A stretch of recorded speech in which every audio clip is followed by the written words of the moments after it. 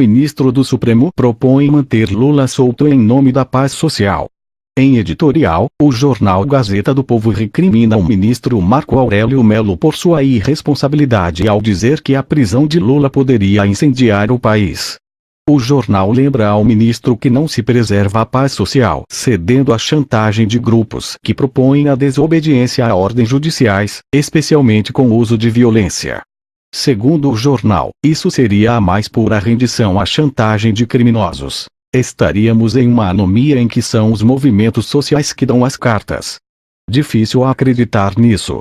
O caminho correto é a responsabilização de quem prega a desobediência à justiça e uma ação firme das forças de segurança caso haja quem esteja disposto a empregar a violência para impedir o cumprimento de uma decisão judicial.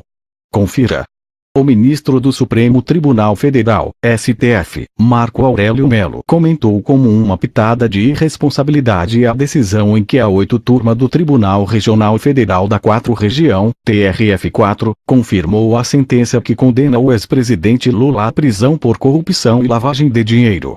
Referindo-se à possibilidade de que Lula vá para a cadeia assim que terminar a análise dos recursos a que a defesa ainda tem direito no TRF4, Mello disse ao jornal Estado de S. Paulo que um ato desse poderia incendiar o país.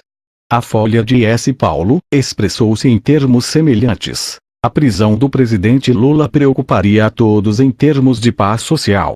O entendimento atual do STF diz que condenados já podem começar a cumprir sua pena após condenação em segunda instância, o que é o caso de Lula.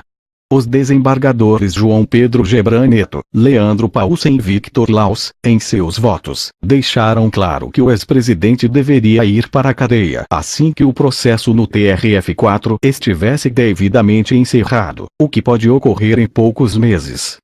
Mello, que foi voto vencido no julgamento do STF em outubro de 2016, estaria sugerindo que, em nome de uma suposta paz social, seria melhor deixar Lula quieto, ainda que os magistrados que condenaram Lula entendam, dentro da lei, que seria o caso de determinar sua prisão.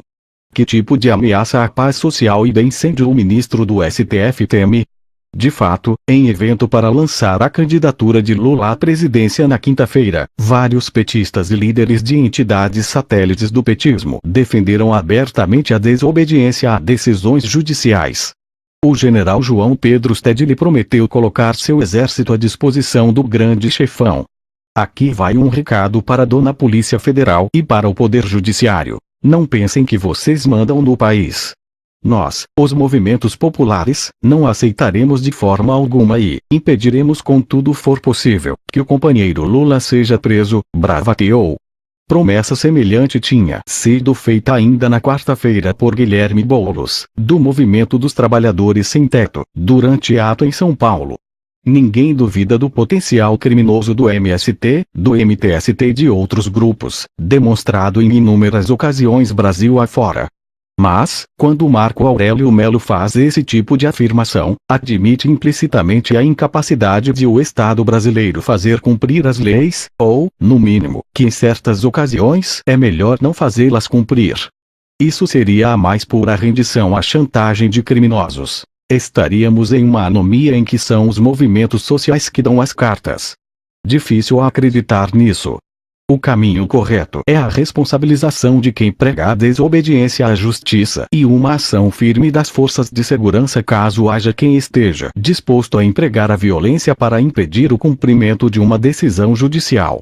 A capitulação de Marco Aurélio Mello diante dos movimentos sociais é ainda mais incompreensível porque é ilusório crer que a população sairia às ruas para impedir o cumprimento de uma eventual ordem judicial para que Lula seja preso.